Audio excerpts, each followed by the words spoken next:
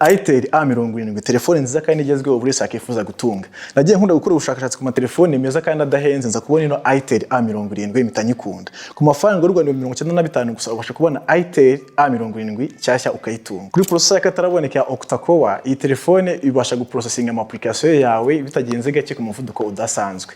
Ikindi kandi ifite RAM ya gigabyte 8 ushobora gukoresha waninga ama application yawe icyarimwe kandi nta nimwe igenze gakeya.